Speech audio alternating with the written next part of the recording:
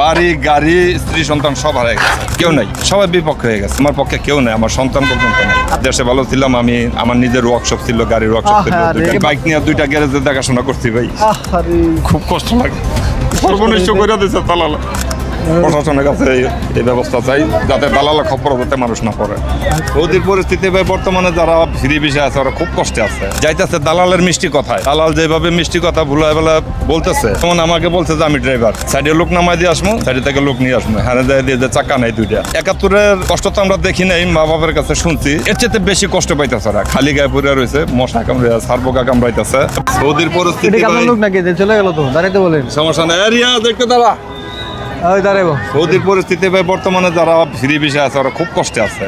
Free ভিসার লোক কি ঝামেলায় অনেক, খুব ঝামেলা আছে। আর বিশেষ করে আপনার যারা এক্সিট লাগাইতেছে ওরা একটু সুবিধা আসতে পারতেছে। যারা পুলিশে ধরে নিয়ে থাকে, অনেক লোক আছে যে রাস্তায় বেরোয়েছে, ধরে একামা ভাঙ্গে ফেলা দিয়া মামলা দিয়ে দিচ্ছে। সত্যি ঘটনা? হ্যাঁ সত্যি ঘটনা এটা। আমরা তো অনেক ফুটেজ দিচ্ছি যে বলে ভাই আকামা ভাঙ্গে পাঠাই দেয়, আকামা থাকি পাঠাই দেয়, রাস্তা থেকে ধরে পাঠাই দেয়। এরকম ধরছে, ধরে জিব আকামা, বাস আকামাটা রয়েছে, সিটা ফেলাই দিয়া বা ভাঙ্গা ফেলাই দিয়া। কারণ কি মূলত এইভাবে পাঠানোর কারণ? এগুলা এখন বর্তমানে হজের যে পরিস্থিতি, হজের তুলনায় মনে হয় যে এরকম একটা কিছু হইতেছে। মক্কা শহরে বেশি হয়েছে এটা, প্রবাসী বেশি হয়ে গেছে সৌদিতে, কাজকর্ম খুবই কম। আর বিশেষ করে ঠেলে যাইতেছে ভাই, প্রতিদিন 2000 করে যায়, যাইতেছে দালালের মিষ্টি কথায়। হ্যাঁ, দালাল যেভাবে মিষ্টি কথা ভুলা বেলা বলতেছে, যেমন আমাকে বলছে যে আমি ড্রাইভার, সাইডে লোক নামাই দিয়ে আসবো, সাইডে থেকে লোক নিয়ে আসবো, হ্যাঁ দিয়ে যে চাকা নাই 2টা। তার মানে বাইকে আপনার ফুড ডেলিভারি। আপনি কি ফুড ডেলিভারিতে গেছিলাম, তারপরে ওই জায়গা থেকে আমি পলায়া আরেক জায়গায় গেছি। ওইখান থেকে আমি আজকে 16 মাসের মধ্যে 3 মাস কাজ করছি। একবারে চলে আসছি একজেক্ট লাগায়।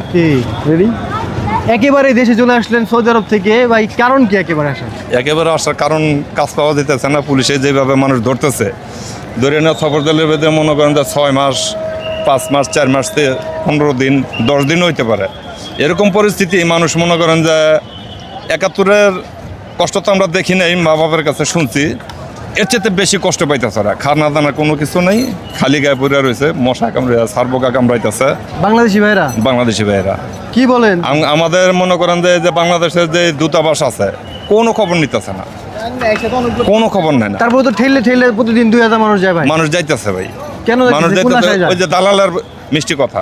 আপনি কি বলে নিয়েছিল? আমার বললে নিচ্ছে যে এই মাইক্রো দিয়া সাইডে লোক নামা দিয়ে আসবো, সাইডে থেকে আবার লোক নিয়ে আসবো। আমার ডিউটি এটাই, 2600 রিয়াল বেতন, ডিউটি 8 ঘন্টা। তো ওইখানে যাওয়ার পর আমি দেখতেছি যে আমার দিচ্ছে আপনার বাইকে ফুড ডেলিভারি। তো বাইকে ফুড ডেলিভারি এবার এটা তো করা কেমন সম্ভব? 5 মাস বসে থেকে লাইসেন্স বার করে 6 মাসের মতো আমি নিছি। আমার গাড়িও দেয় না, এই আইডিও দেয় না। তো আরেকজনের আইডি দিয়ে আমি কাজ করছি 1 মাস, 1500 টাকা পাইছি। লেট ডেলিভারি, তারপরে তলব খারাপ হয়ে গেছে, সব জরিমানা কাটিয়ে দিয়ে আমি 650 টাকা পাইছি। তো এই অবস্থা থেকে আমি মনে করেন যে পলাইছি। এই যদি অবস্থা হয় ভাই, 2600 রিয়াল বেতন দেওয়ার কথা কয়ে 600 টাকা যদি ইনকাম হয়, চিন্তা করছেন কি অবস্থা? সে থাকবে, তার ফ্যামিলি আছে না? দালালের মিষ্টি কথা, তার ফ্যামিলি আছে না? সে তার ফ্যামিলি চালাবো কেমনে? এই যে দালালের মিষ্টি কথা শুনে আজকে আমার বাড়ি গাড়ি স্ত্রী সন্তান সব হারিয়ে গেছে, কেউ নাই। কেমনে কি হয়েছে? সবাই বিপক্ষ হয়ে গেছে। আপনার পক্ষে নাই? আমার পক্ষে কেউ নাই, আমার সন্তান পর্যন্ত নাই। আপনার বিপক্ষে যারা গেছে সবাই আমার বিপক্ষে। যে আপনি কেন গেলেন? দেশে তো ভালো ছিলেন। হ্যাঁ দেশে ভালো ছিলাম আমি, আমার নিজের ওয়ার্কশপ ছিল, গাড়ির ওয়ার্কশপ ছিল, 2টা গাড়ি ছিল।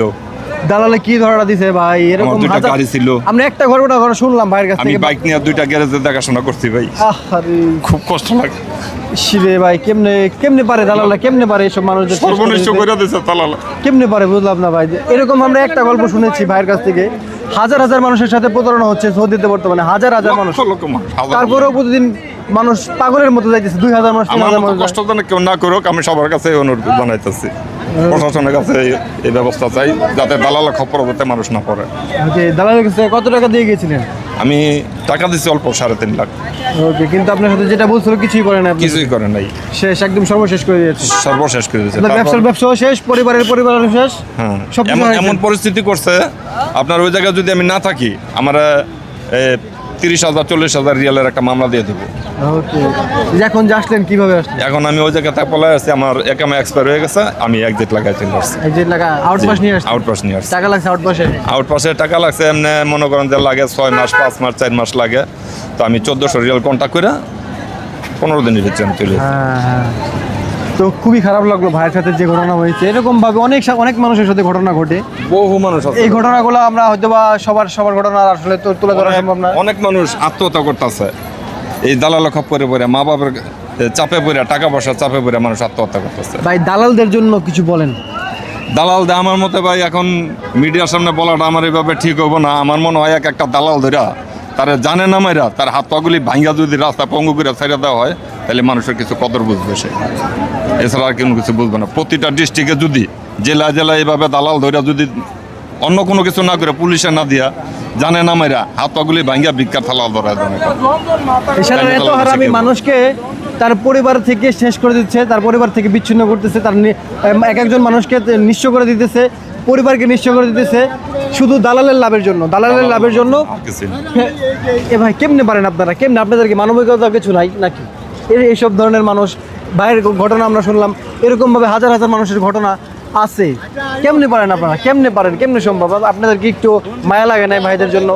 ভাইদেরকে শেষ করে দেন। খুব খারাপ লাগলো ভাই। ভাই বাড়ি কোন জেলায়? আমার বাড়ি অরিজিনালি আমি নরসিংদী, কিন্তু ছোট থেকে বড় হয়েছি গাজীপুরে। অনেক ধন্যবাদ, কষ্ট লাগলো।